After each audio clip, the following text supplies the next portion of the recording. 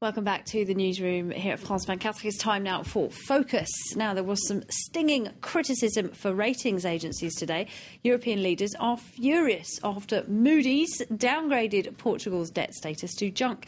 Well, the move is costly.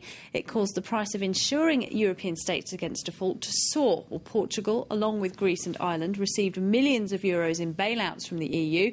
And today, finance ministers from Germany and Greece and the European Commission president himself called Moody's irresponsible, reckless and even anti-European. So are the ratings agencies actually making the debt crisis worse, or are they just doing their job by providing investors with a clear understanding of risk? Well, more with tonight's guest, Ali Fatemi, in just a moment.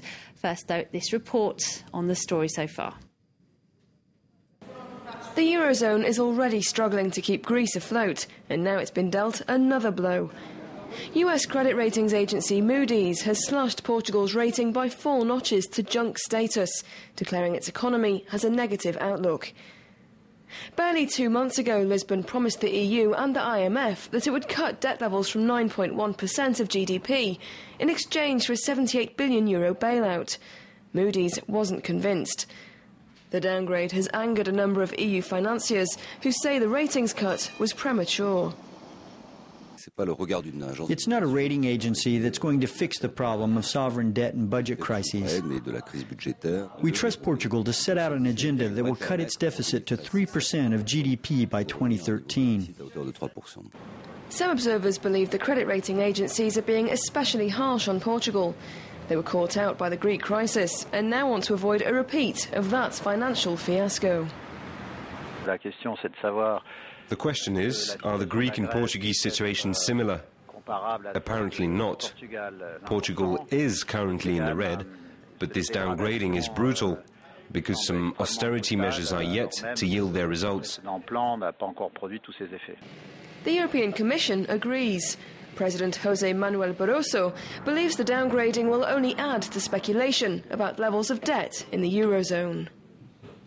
Portugal has just started to implement a medium-term adjustment programme, negotiated and agreed with the European Commission, the European Central Bank and the International Monetary Fund.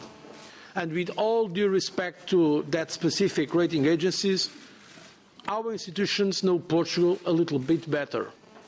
Fed up with what they see to be anti-Europe bias, EU leaders are looking into the regulation of international credit rating agencies. Meanwhile, in Portugal, there's widespread fear and expectation that this downgrade will force interest rates to go up.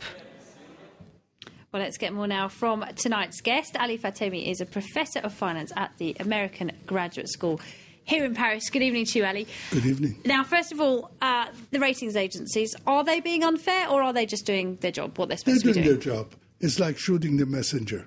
Remember, there are 2 points that everybody forgets. Number one, the loyalty of the credit rating agencies is to their clients. They get paid to safeguard the interest of their clients, which are the bondholders, financial centers, and so on. Number 2, the situation of Greece, Portugal, Italy, and Spain, especially Spain and Portugal and Greece, are connected. In other words, what they're saying is this talk about banks taking a haircut or even negotiated some kind of a deferment and so on, this is going to affect the financial markets. So the rating agencies, if that happens, people are going to be more hesitant in lending. And that's why they dropped it. Maybe 4 steps was too drastic, but that's what's behind it. Now, because they downgraded it by 4 notches, didn't they, to junk? All right, Now, what about this argument, though, that they then create the problem that it's a self-fulfilling prophecy because they cut the debt to junk and then it becomes more difficult for Portugal to borrow money on the bond markets. Therefore, it won't be able to pay its debts and it will need more money in terms of a bailout. Okay. First of all, let's remember there are 3 major rating agencies, Moody, Standard & Poor's and Fitch. Standard & Poor's and Fitch have not changed it. They're still holding it at 3B. It's Moody that dropped it 4 levels to junk bond. So if all 3 concur, then we're really in trouble.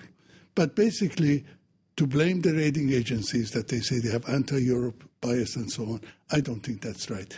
However, the European directors and politicians have to defend their own action. And the bondholders the private sector has to listen to both sides and make their decision. And they make their decision on the basis of what they think is best for them.